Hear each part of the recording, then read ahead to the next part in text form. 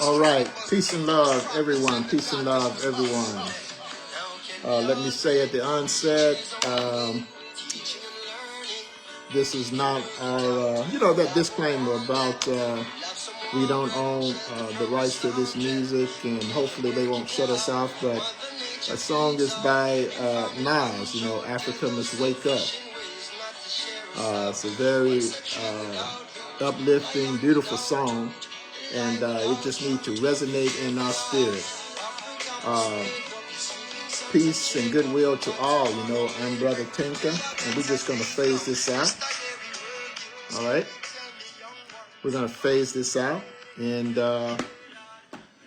welcome you all again to another Answered Hour. Okay? I am Brother Tinka, and the founder and CEO of Ansooth, a new society on the horizon.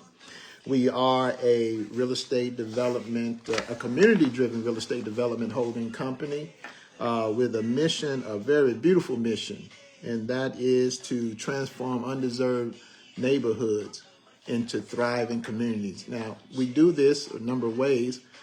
First, through educating the population, educating those target areas that is so much deserving.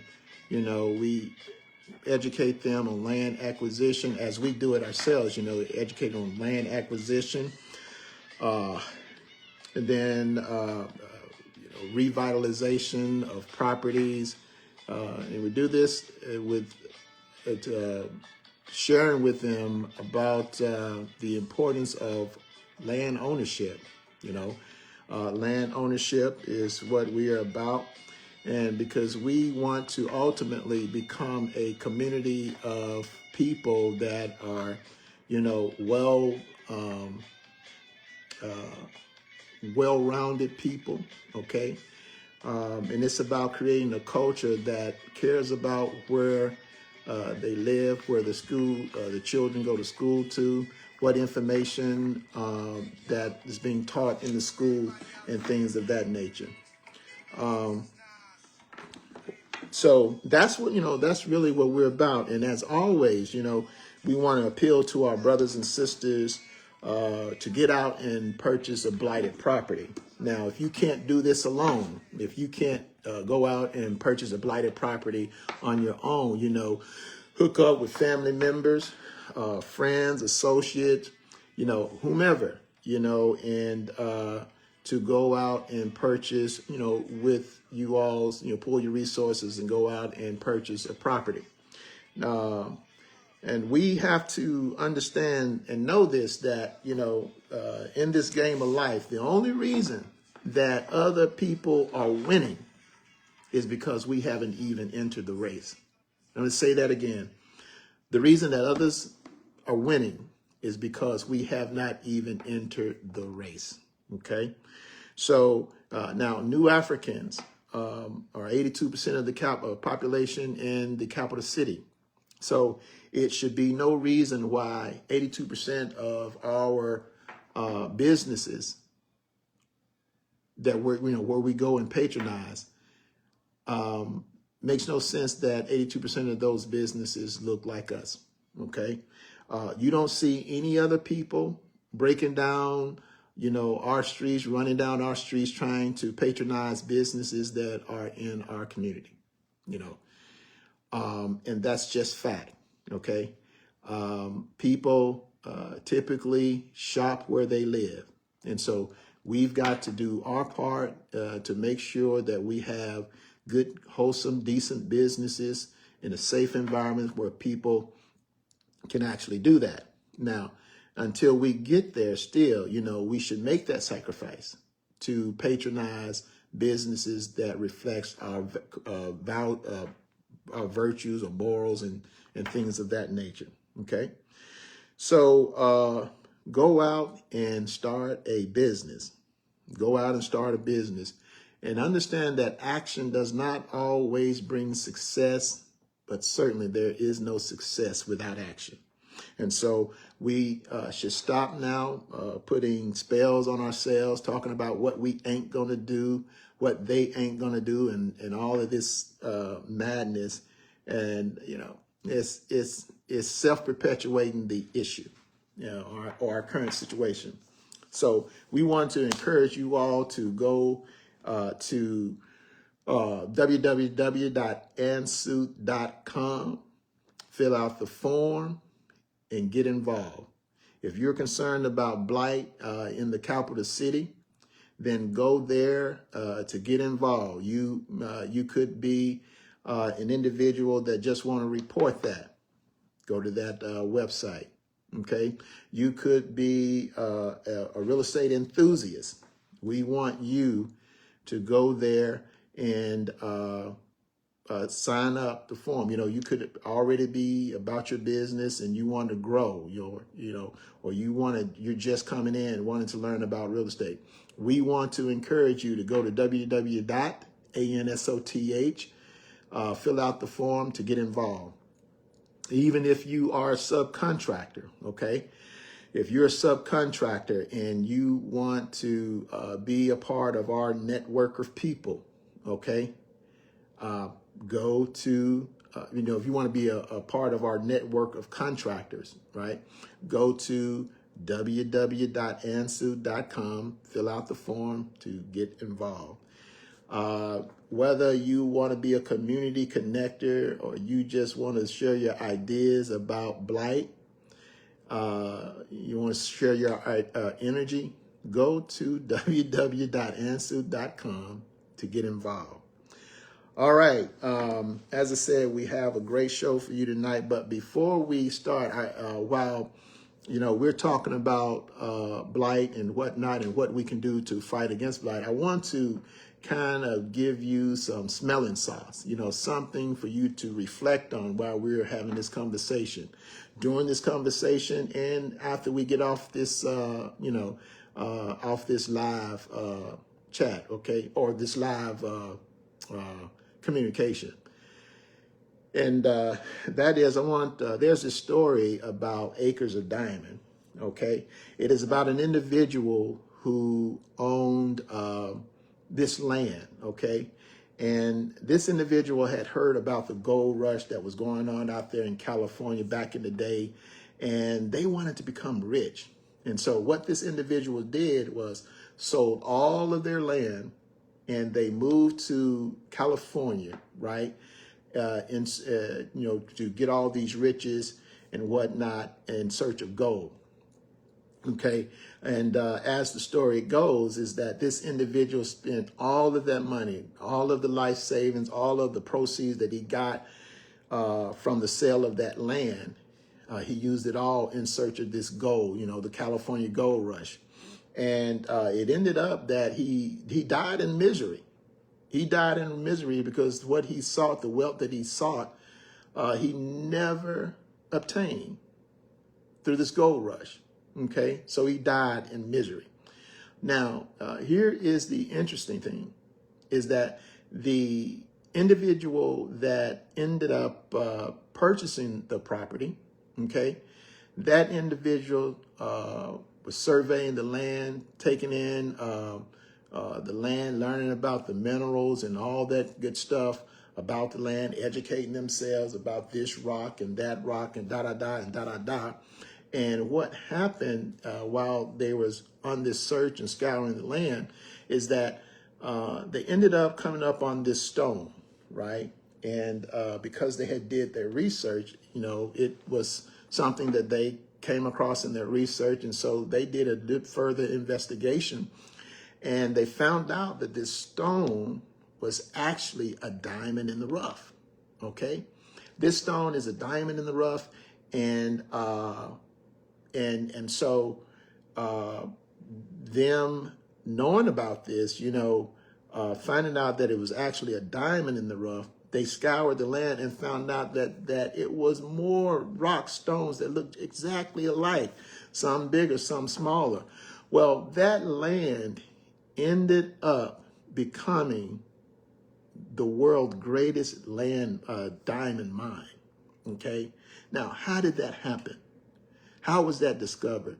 It was discovered because a person took the initiative to study what they already possessed, okay? And like as the story goes, some of the most amazing stones that was on that property, and that person became rich because they did the homework. So what am I saying here? What I'm saying here is that we fail to understand the opportunity that has been presented before us when we're talking about the capital city and this overabundance of blighted property. Because other people have not really taken interest like that into this, we just let it go and think that it is insignificant and think that it is not worth anything. But nothing could be furthest from the truth. We have to take an assessment of everything that is presented to us, what we already have, what other people are looking over, and see how we can make it work for us.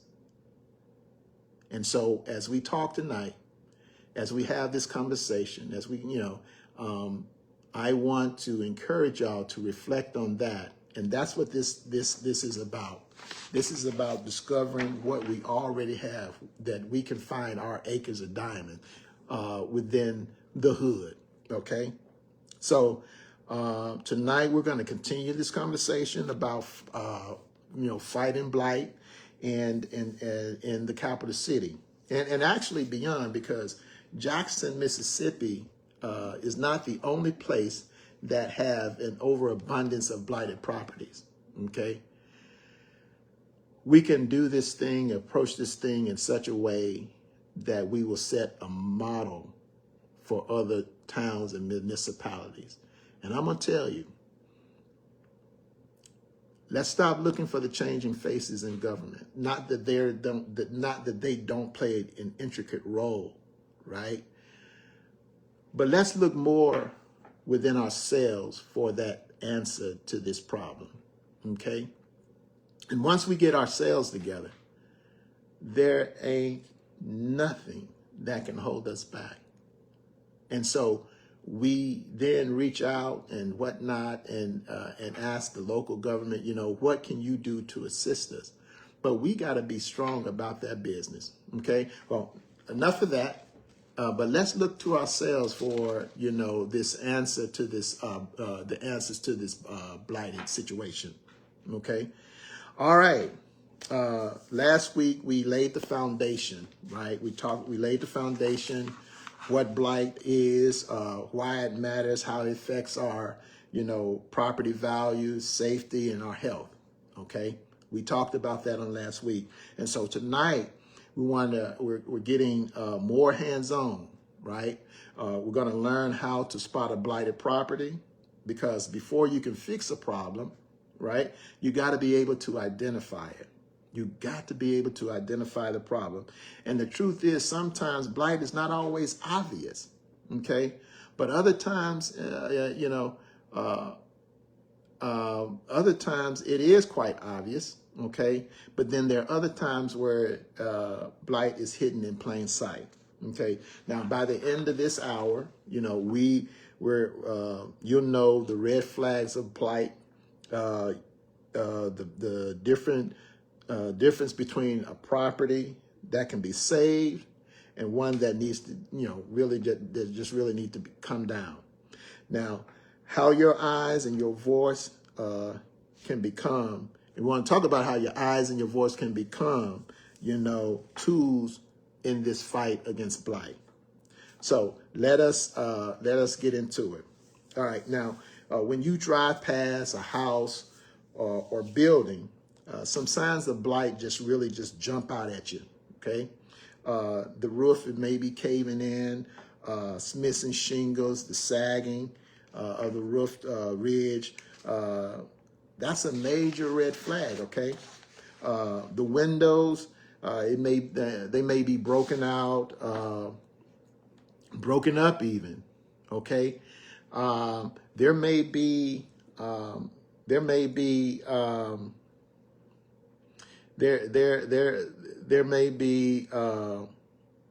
other things that's just wide open, okay? there's signs of other neglect, okay? The yard, the grass, grass is taller than your knees, and then trash scattered everywhere, okay? Abandoned cars and structure, the structure itself, leaning walls, cracking foundation, peeling paint, busted gutters, and things of that nature. These are obvious signs, the ones everyone can see. Now, when you see one of these properties on your street, you know right away that this property is in stress. Okay, if nothing is done, it's gonna only get worse. Okay, it's going to only get worse. But there are also hidden signs of blight. Okay, and that's what we need to learn about this week. These are the things I've told you. These are the obvious signs. Okay. But there are also hidden signs as well. Okay, so hidden signs, and I want to talk to you about what a contractor sees. Okay, now as a contractor, I've learned to look deeper. Here are some things you might not notice right away. Okay, roof line and water damage. Even if the shingles look okay, a sagging roof line means the structure underneath is compromised. And that's when you look at the top of a house, the ridge of a house, you see the roof. If that roof has a dip, a slight dip, there's something going on. Okay? Just look at it, There's something going on with it. Okay? Also, if the foundation cracks, you can look at a house and you'll see a crack. Well, small cracks can mean big problems later. When water gets in, molds follow. And you definitely do not want a molded property. All right? Electrical meters. If the power meter is missing, okay? If the power meter is missing, if it's tilted or obviously disconnected, the house has likely been abandoned. The mail and what about, the mail and the notices, old mail, code violation tags. I've gone over the capital city and I've seen a number of different, code stamped on the property. Okay. And these codes are like generally they bright orange or something like that. You can see, some have the condemned stickers. These things are clear signals. All right. The smell. Let's talk about the smell. If you walk past and smell mildew, sewer or not now, but you smell mildew, that property more than likely is unhealthy. Okay. That property more than likely is unhealthy inside. So understand that blight doesn't always scream at you. It sometimes whispers, right? And if you catch it early, you can stop a property from slipping, from repair to ruin. So if you can catch a property in those early stages, where it can be repaired. But if you don't catch it, then that's ruined. That means it can't be salvaged. It can't be repaired, And so that is what, as a contractor, that I look for. Okay, salvageable or versing tearing down. Okay, one of the most important lessons in fighting and in the fight against blight is knowing what can be saved and what can't be saved. Let's say that again. One of the most important lessons when we fight against blight is knowing what can be saved and what cannot be saved. Okay? It reminds me of a song in my younger days, and the song say, "Don't save her. She don't want to be saved. Don't save her." But anyway, some things just cannot be saved, and we have to come to that that realization. But keep in mind now, there's 4,200 blighted properties in the capital city. And to do well as a people, you don't have to salvage all 4,200 of them. You know, now it'd be beautiful if we can get all of them, you know, but if we can't, that's fine. But we can still do well on the ones that are salvageable, okay? But here's the thing. If we can get all 4,200, let's do it. That's what I'm about. All right? Because even if we have to tear it down, it'll be worth more to us, you know, to build right there in that space than for us to be scattered and go every which way. All right. And we also, and so if you got a blighted property and you want to help clean it up, you know, we have brothers and sisters that have their own, you know, trash removal service. Brother Audrey with J&A. Sister, put that in the chat, the name of your company. I've used them twice, and great service and whatnot. They came in and cleaned up, and they just did a wonderful job. But yeah, Brother Avery has a great cleanup service, removal of trash and junk and whatnot. And so I encourage y'all to reach out to them. Nevertheless, so salvageable properties are houses with solid foundations. So this is how you're going to measure, you know, whether or not a property can be salvaged. You know, it's going to have a solid foundation. It's going to have a straight roof line. The walls that are mostly intact. So most of the walls, especially the outside walls, the exterior walls, and the exterior walls are those walls that on the inside you have, it's normally conditioned air, you know, it has a HVAC system, but the outside wall is open to the elements. And so that's what we call an exterior wall. One side is interior. Well, one side could be one side interior, the other side exterior, okay? So now, they might need new plumbing, wiring, cosmetic work, but the bones are good, right? So most of these are shells. And I remember one time I had a house that was fully intact. Everything was gutted out, and the only thing was there was a shell. The grass was just about as tall as the house, okay? It was, and I think I even got a picture of that on our website, how it was when we first came in contact with this property, okay? But thankfully, the bones were good. All the wires was ripped out. All of the plumbing, there was no plumbing in the unit, and we ended up. It was a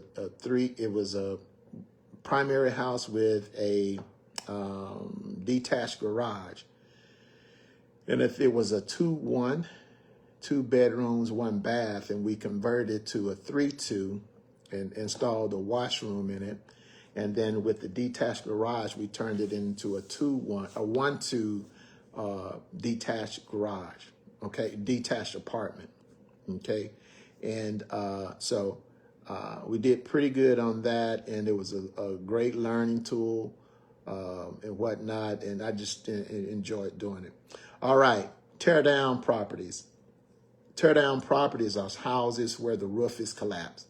That, you know, that's pretty much it. And the foundation is sinking, or the structure is so far gone that the cost to repair it is more than to rebuild it. Does that make sense? So if you got a piece of property, if you have a piece of property, and that property, you know, the roof has collapsed in, you know, you can see inside of the house. Then you have the foundation, you know, is sinking. You're seeing the cracks. or you know, the structure's gone so far, you know, and to repair all of that, if you see where you know, the cost is just better to demolish it and rebuild back over. Well, when you see that the cost to repair it costs more than to rebuild it, then just go ahead and tear it down. All right. So now, this doesn't mean that we should rush to demolish things. No, because every demolish is a lost opportunity for affordable housing. Okay, every demolished building is a loss for affordable housing. And I'm gonna tell you, if you can find a home, a house that was built back in the 70s or before, 80s, 70s, listen, the houses are no longer built like that. So the wood in those houses are you can't even compete with the kind of wood that's going in the typical house nowadays, okay? All that glitters ain't gold. And so if you can find a house, an older house that's got them good bones, go for it. I'm telling you, go for it, because they don't build them like that anymore. So and so that we just don't want to just automatically assume that, okay, this is wrong with it, so we need to demolish it. No. And just remember that every demolished unit is a loss for affordable housing, and you can save oodles on the material. But it does mean we have to be smart, and that's the smart side, understanding. Some properties are worth fighting for. Some properties are worth replacing. Just understand that.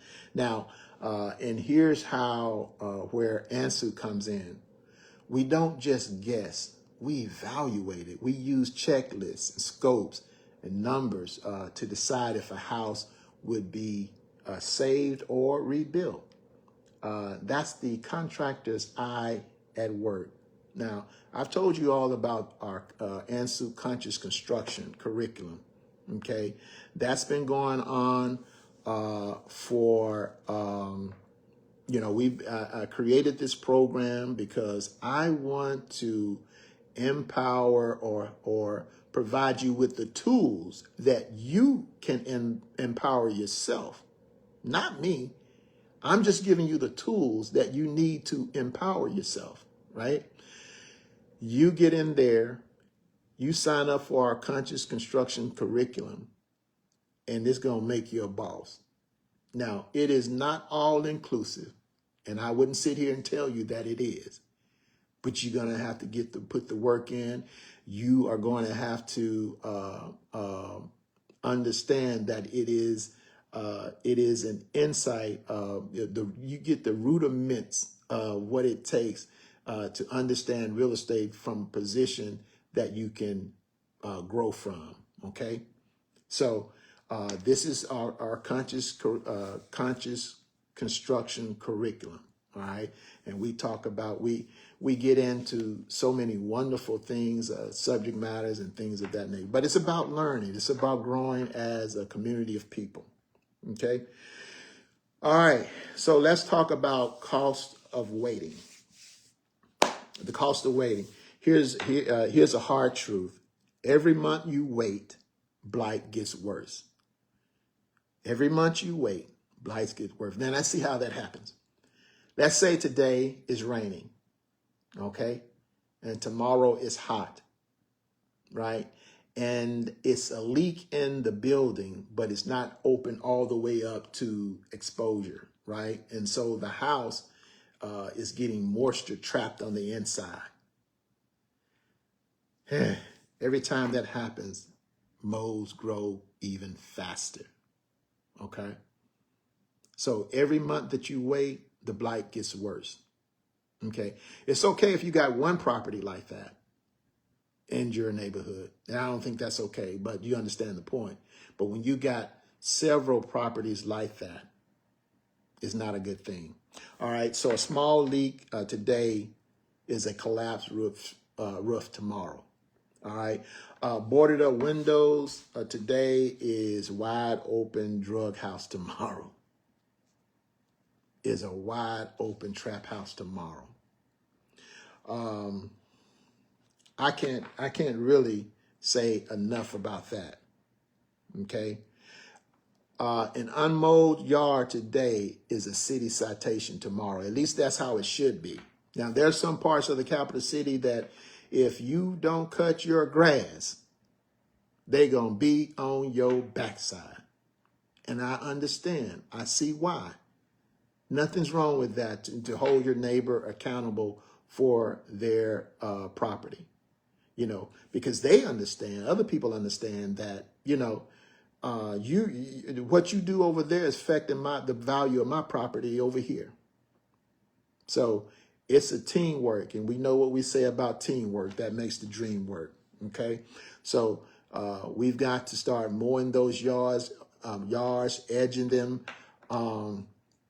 you know, keeping things beautiful. But when you see an influx of people that are not taking care of maintaining their property, you got a problem. And I'm going to tell you, there's an area in Jackson, it's in the hood, but you ride over there in the area, over there in the Georgetown community, over there by Johnson Elementary. These are smaller houses, but the people are taking care of their property, and I love it. And I heard that there's a brother that's over there. They're buying up the houses, which is beautiful. I love it. I've got to reach out to him and whatnot. But the people are maintaining their property in those areas. And those are the areas that you really want to get. The property value is not like out of the roof. It's just right. Okay. And that's the things that we need to look for, little jewels like that. Okay.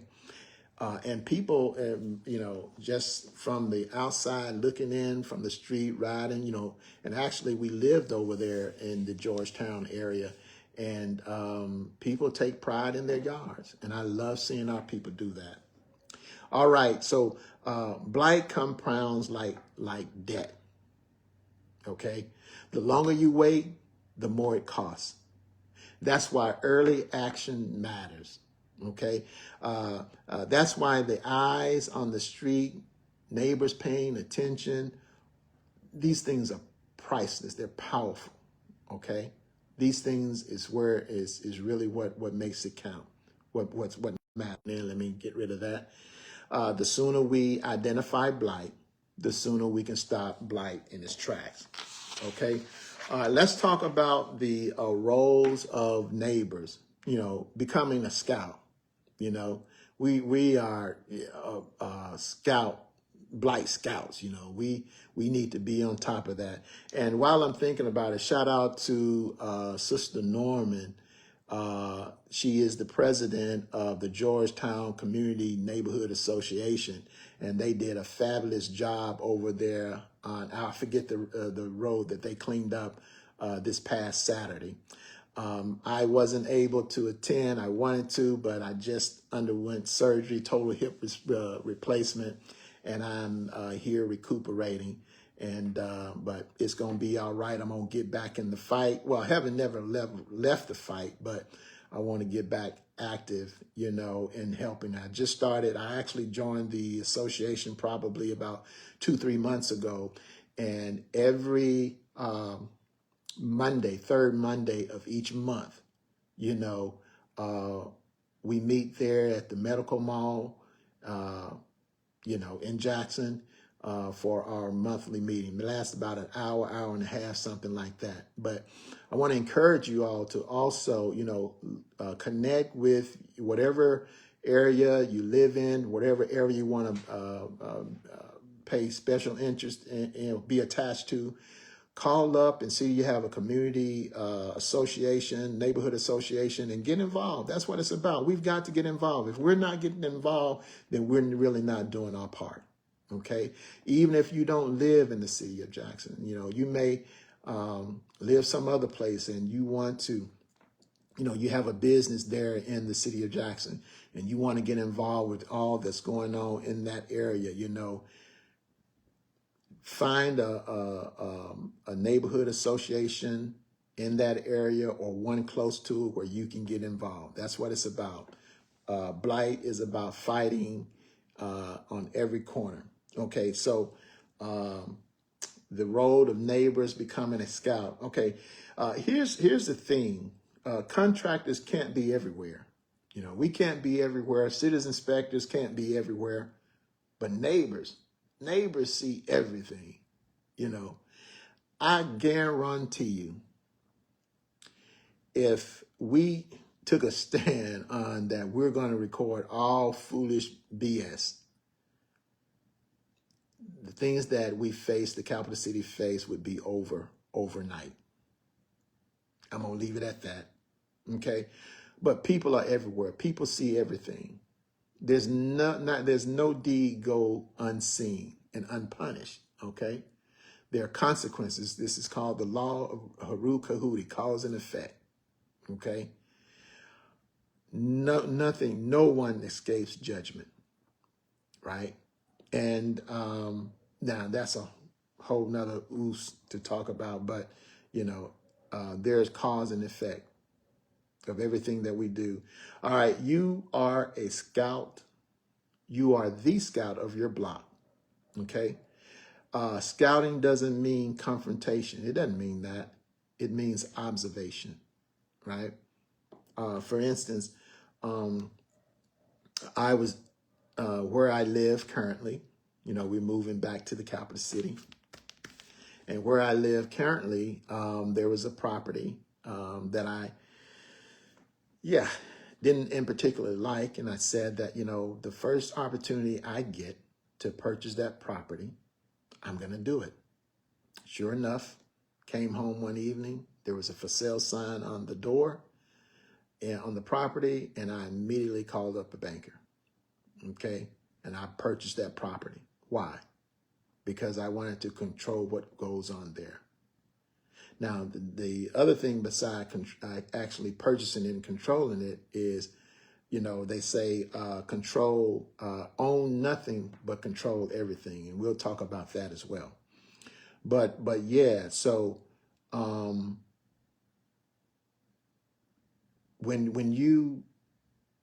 if you don't like, and we're talking about confrontation, no sense in you getting in a confrontation with anyone, your brothers and sisters, because, you know, they may not see things the way you see it, right? And the best defense that you can have, you know, is to just observe it.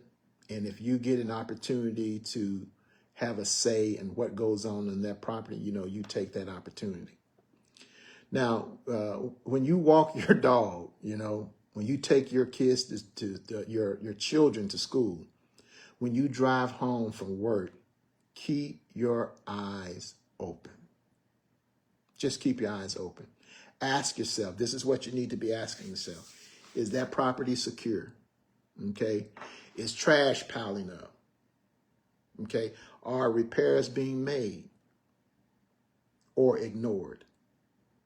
Is there any new activity that doesn't belong there? Okay. We've got to get involved, sisters and brothers. If we want that economic power, then we've got to start taking care of those things that brings the economics. It's just as simple as that. If you notice a problem, write it down, take a photo, okay? Report it to the city, share it with ANSU. You know, that's what we talk about, you know. For whatever reason, if there's a blighted issue, contact us, okay? Contact us. And what I love about the Georgetown Community Association is that we have city officials. You know, I'm saying they because I'm just getting into it all and whatnot. And Sister Norma, she invites city officials there to speak and ordinance people. I think they've been less than a year at it, but it is a wonderful thing. And I hope to do my part and along with ANSU, through ANSU, to make it better. And we want to duplicate this all over the capital city. All right. So your eyes and your notes are the first line of defense. Your eyes and your notes are the first line of defense. You are part of the solution. You've got to understand that. You and I are part of the solution. Okay. A case study: one block, one house. Okay. Let me do this. Let me paint a picture. On one block in Jackson, there was a single blighted house. At first, it was just a broken window. Then the grass grew up. Then the trash started piling. Neighbors ignored it. Within a year, scattered squatters moved in. Within 2 years, the house was condemned. Within 3 years, the whole block's property value fell 20–40%. But now imagine a different story. Same house, same broken window, but this time neighbors reported it. The city board is on it. The contractors evaluated. ANSU secured funding. Within 6 months, the house is rehabbed and a new family moves in. That's how it's done. Instead of decline, there's renewal. Okay? Instead of fear, there is pride. That's what we got to do, brothers and sisters. The difference scouts make, the difference early action makes, the difference you can make. And that's what it's about. Okay. So, in closing, family,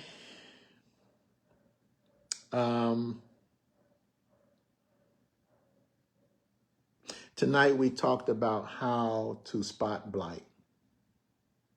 We talked about the obvious signs, the hidden ones, and the difference between what we can save and what we got to replace. Okay? We talked about that. We learned that waiting makes things worse.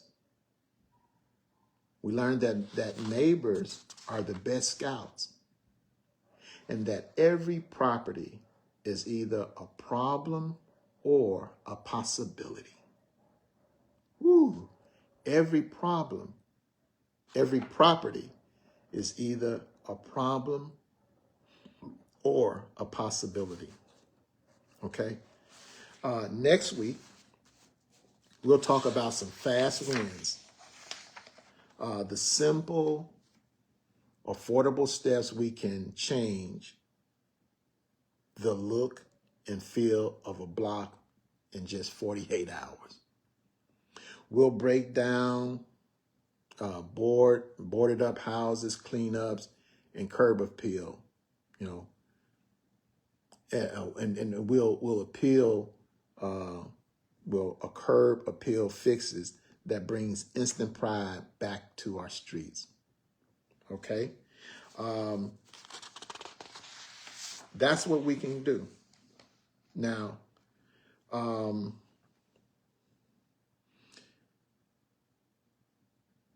until we can take pride in our own neighborhoods, we're never going to get the results that we desire until we do that. Okay? So I want to, again,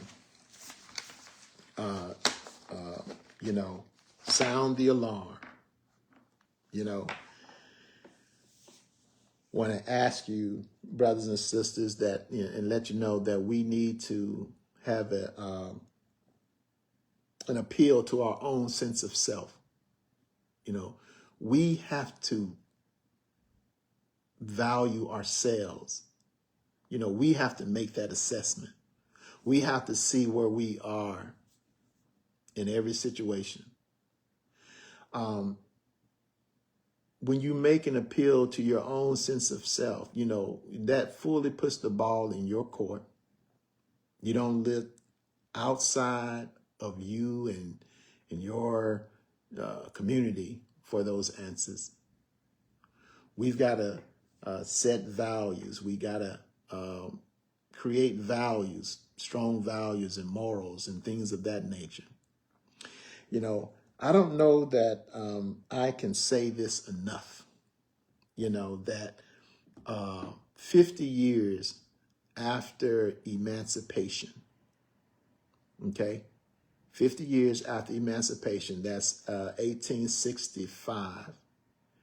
50 years after that, that takes you to 1915. Within that 50-year period, our people were able to amass 14 million acres of land. That went from a period of not being able to own land to a period that now you're able to own land.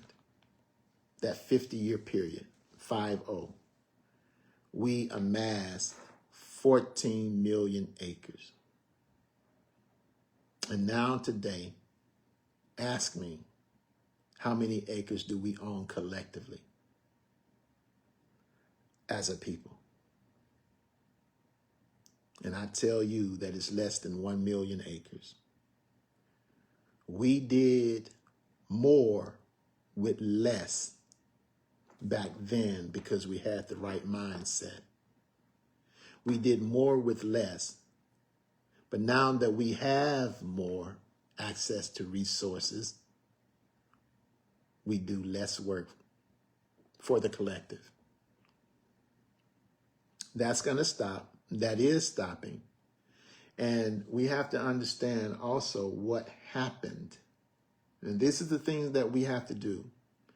We have to understand what we had. And this even goes beyond, emancipation. I'm really talking about way back when, before the transatlantic slave trade, before the chattel slavery. Okay, we've got to understand what we had, what had happened, what is happening, and what has to happen in order for us to get things back upright. Now, until we do that, until we start on that path, we're going to forever be missing the mark. But to finish explain, what happened to the 13 plus million acres. Well, you can just pull up ProPublic's report, and this is a wonderful nonprofit organization that do investigative reporting. And what they found out was that the number one reason why our people, or blacks, were, that I call New Africans, were lynched was because white men wanted their land. That's the number one reason. And what happened was that, and how they, how we went from 14 million to 1 million acres, is that we, as ProPublic reported, is that we failed to use, because we did not trust the judicial system. We did not create wills, and so we just left everything air property, which is one of the most biggest mistake that we could have ever done. And this is looking back retrospect. But you don't trust the system. And so you say, well, I'll just leave it to where my family own it, and you put no one in charge. Okay. That was one of the worst things, because now you can force sale. Okay. People that want your land, if it's air property, there's no will or anything like that. You got people that are out there now that are um, are being pushed into selling their property. And I have a personal friend that has recently happened to, and it's a bad thing. So they forced the sale of the properties and things, of the property, broke it up and whatnot. But and then a lot of our people now left the South, and moved north, a fear of their lives. Okay. And so, but all of these damnable things that has happened to our people, but yet, we still rise. And quite frankly, it is because of the effort of other individuals. Don't think that, we did all this fighting by ourselves. You really had some diehard people, that hated the enslavement of chattel slavery. And they didn't look like us, right? They were people from other ethnic groups that joined in the battle. It's important to know the history. And without that, you're doomed to repeat it. So again, I want to close it out and just say that, I am Brother Tinka, and you've been watching the Ansuth Hour. Okay, let's fight blight. Okay, and then remember this: until then, until we remember to change our minds, change our consciousness, and together we can change our city. Let's build opportunity, and let's shine a light where there's been too much darkness. So I leave you in peace, love, and power. I'm Brother Tinka. Peace.